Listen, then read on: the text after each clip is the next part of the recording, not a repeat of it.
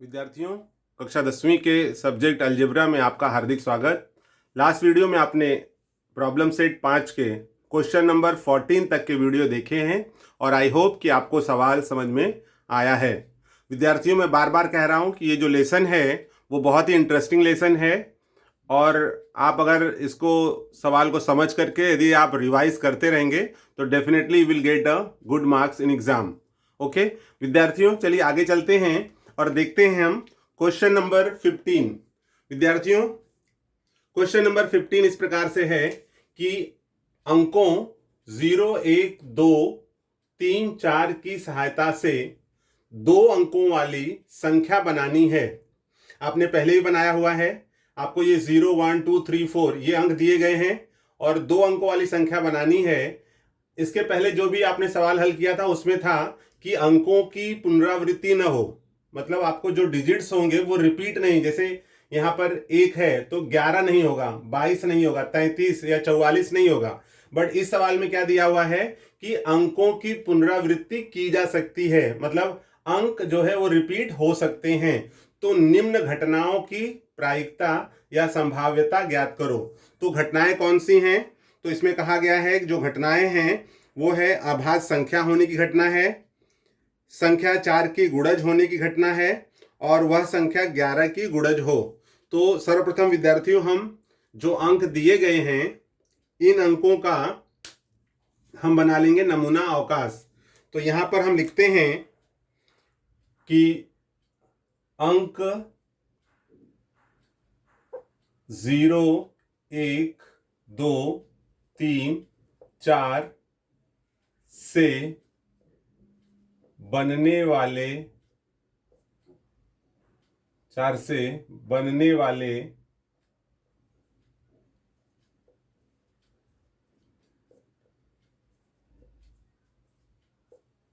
दो अंकों का नमूना अवकाश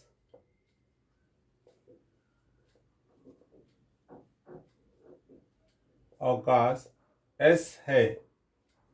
ओके, मतलब यहां पर है कि 0, 1, 2, 3, 4 ये जो अंक है, इन अंकों से जो 2 अंक बनेंगे उनका हमने नमूना अवकाश ले लिया, जिसका नाम दिया हुआ है हमने यहां पर S।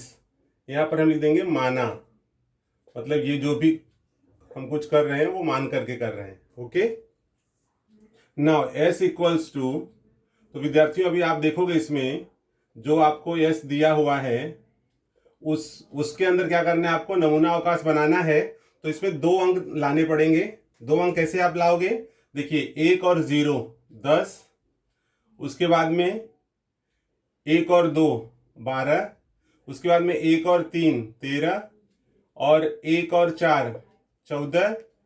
ठीक है, अभी यहाँ पर हम अंक रिपीट नहीं कर रहे हैं, ठीक है, लेकिन विद्यार्थियों एक काम करते हैं, शुरू से ही हम अंक को रिपीट कर लेते हैं, अदरवाइज बाद में फिर दिक्कत हो जाएगी। तो ऐसे कर लें हम 10, ओके, बाद में फिर 1 और 1 11, 1 और 2 12, 1 और 3 13, 1 और 4 14, उसके बाद में फिर 10 हो गया।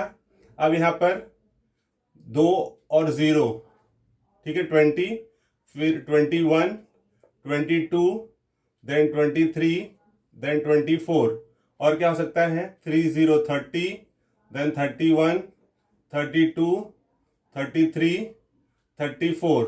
स्टूडेंट्स एक चीज आपको ध्यान देना है कि अभी इसके पहले जो भी हमने सवाल किया था उसमें अंकों की पुनरावृत्ति नहीं की जा सकती थी, तो ये 11 या 22 या 33 ये अंक नहीं आते थे, लेकिन इसमें कहा गया है कि अंकों की पुनरावृत्ति की जा सकती है, इसलिए यहाँ पे 33 और 11 22 इस प्रकार के अंक यहाँ पर आ रहे हैं। अब इसके बाद में है 40 के बाद में 41, फिर 42, 43, 44। आई होप स्टूडेंट्स सारे अंक आ चुके हैं। देखते हैं, काउंट करते हैं कितना है, 1 2 3 4 5 6 7 8 9 10 11 12 13 14 15 16 17 18 19 20। Therefore number of S is equals to 20। तो विद्यार्थियों ये जो नमूना अवकाश मिला है 2 अंकों का वो हमें मिल गया है 20। ठीक है, ये मिल गया है 20 नंबर्स मिले हैं जो दो अंक वाले नमूना अवकाश में हैं। अब देखिए जो घटना दी गई है, तो पहली घटना इसमें क्या है, फर्स्ट माना ए कौन सी घटना लेनी है, दिया गया है वह संख्या अभाज्य होनी चाहिए। तो माना ए अभाज्य संख्या मिलने की घटना, अभाज्य संख्या मिलना। सो ए इक्वल्स टू, तो विद्यार्थियों अभाज्य संख्या किसको कहेंगे, वह संख्या जिसमें एक से या फिर स्वयं उसी अंक से भाग जाता हो, वह सभी संख्याएं अभाज्य संख्याएं कहलाती हैं। जैसे अगर हम 10 देखें तो 10 में 2 से भी भाग जाएगा, 1 से जाएगा, 5 से जाएगा, 10 से सेल्फ जाएगा। तो मतलब जहां पर एक और स्वयं उसके अलावा यदि भाग जाता हो तो अभाज्य संख्या नहीं होगा। यहां पर है यदि एक या स्वयं उसी संख्या से अगर भाग जाता हो तो वह संख्या अभाज्य संख्या कहलाती है। जैसे 11 में 1 से जाएगा या फिर 11 से ही जाएगा। दूसरा 13, तीसरा 23, चौथा 31, इसके बाद में 41, इसके बाद में 43, और कोई हो सकता है विद्यार्थियों। जैसे कि आप जानते हो कि यहाँ पर 1 2 3 4 5 6 मतलब इसमें से 6 अंक ऐसे मिले हैं जो अभाज्य संख्याएं हैं। जैसे यहाँ पर 41 हो गया और फिर 43, बाकी सभी जो अंक हैं वो भाज्य हैं। So therefore number of A equals to 6। Therefore अगर इसका हमें विद्यार्थियों प्रायिकता या संभाव्यता ज्ञात करना हो, तो अभी तक आपको प्रैक्टिस हो गया है संभाव्यता ज्ञात करने का। P of A equals to number of A upon number of S. Very good. अब आप क्या करोगे, नंबर ऑफ ए क्या दिया हुआ है, नंबर ऑफ ए दिया हुआ है 6, तो यहां हम लिखेंगे 6, और नंबर ऑफ यस कितना है 20।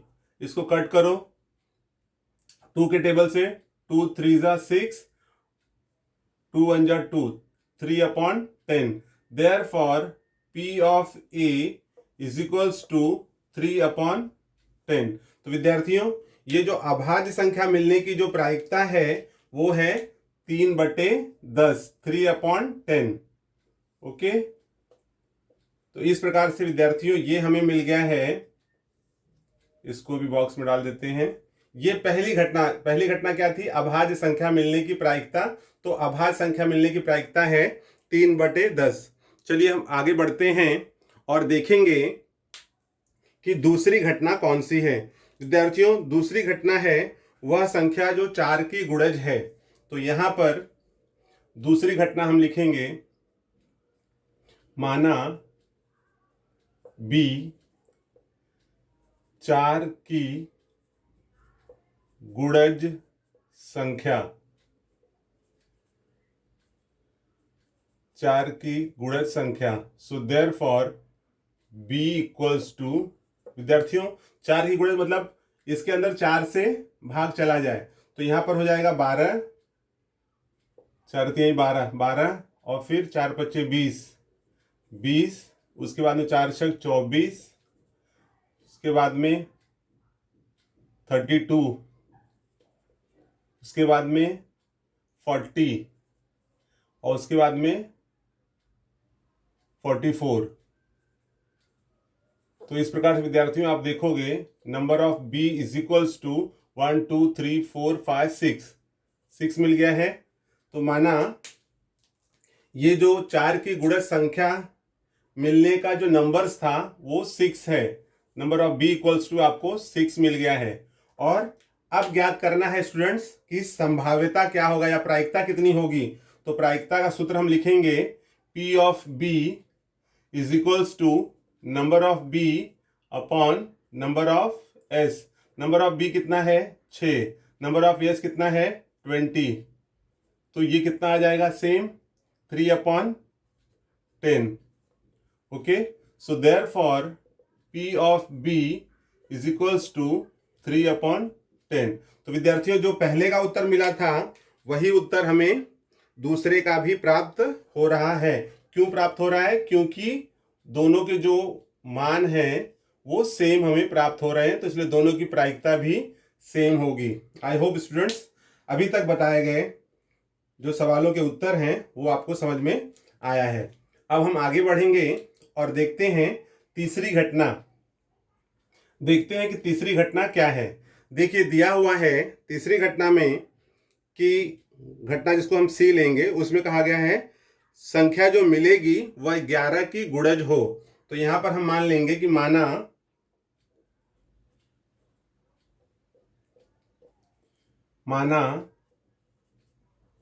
सी 11 की गुणज संख्या, मतलब वह संख्या लेनी है जो 11 की गुणज हो। So therefore C equals to, तो विद्यार्थियों सी में क्या मिल जाएगा? 11 की गुणज मतलब 11 मिल जाएगा। सो यहाँ पर 11 के पहाड़े में 22, देन 33, देन 44। आई थिंक ये 4 ही अंक होंगे जो 11 से डिवाइड हो जाएंगे। So therefore number of C is equals to 4। तो इस प्रकार से विद्यार्थियों आप देखोगे कि आपको ये प्राप्त हो जा रहा है नंबर ऑफ सी 4। अब यदि नंबर ऑफ सी आपको 4 मिल गया है तो अब हमें ज्ञात करना है इसकी प्रायिकता। तो प्रायिकता हम कैसे ज्ञात करेंगे? आप जान चुके हो कि P of C is equals to number of C upon number of S। Number of C कितना है? 4। नंबर ऑफ S कितना है? 20। सो 4 1 जा 4, 4 5 जा 20। तो विद्यार्थियों यहाँ पर हम देख रहे हैं कि हमें 4/20 मिल जा रहा है। 4 1 जा 4 और 4 5 जा 20। So therefore P of C is equals to 1/5। तो इस प्रकार से स्टूडेंट्स ये जो तीसरा हमारा कंडीशन था कि 11 की गुणज संख्या मिलने की प्रायिकता ज्ञात करो। सो 11 की गुणज संख्या की जो प्रायिकता है वो है 1/5। इस प्रकार से विद्यार्थियों इसके अंदर 3 घटनाएं दी गई थी। पहली घटना थी अभाज्य संख्या मिलना, उसकी प्रायिकता ज्ञात करो। उसकी प्रायिकता है 3/10। दूसरा था 4 की गुणज संख्या, तो 4 की गुणज संख्या हमको 6 मिला है। अगर उसकी प्रायिकता ज्ञात करते हैं तो 3/10 मिल गया है। और तीसरी थी घटना इसमें 11 की गुणज संख्या। 11 की गुणज मतलब 11 से उसमें डिवाइड, जो अंक दिए गए हैं उसमें 11 से भाग चला जाए। तो 11 से अगर हम डिवाइड करते हैं तो ऐसे 4 अंक मिलेंगे। तो वो नंबर ऑफ सी हमें 4 मिल गया है। इसके आधार पर जो प्रायिकता मिला है वो 1/5 है। इस प्रकार से स्टूडेंट्स ये जो सवाल है वो हल होता है। और ऐसे जो प्रश्न हैं एग्जाम में बहुत ही इंपॉर्टेंट हैं। आपके बोर्ड एग्जाम में भी ऐसे क्वेश्चंस पूछे जाते हैं, कई बार पूछे गए हैं। तो बहुत ही ध्यानपूर्वक सवाल को देखिए और समझिए। यदि आपको सवाल समझ में आया है तो इसे शेयर करना न भूलें। और चैनल को अगर अभी तक आपने सब्सक्राइब नहीं किया है तो चैनल को सब्सक्राइब कर लीजिए और बेल आइकन दबाना न भूलें, जिससे आपको समय समय पर नए सवालों के नोटिफिकेशन प्राप्त होते रहें।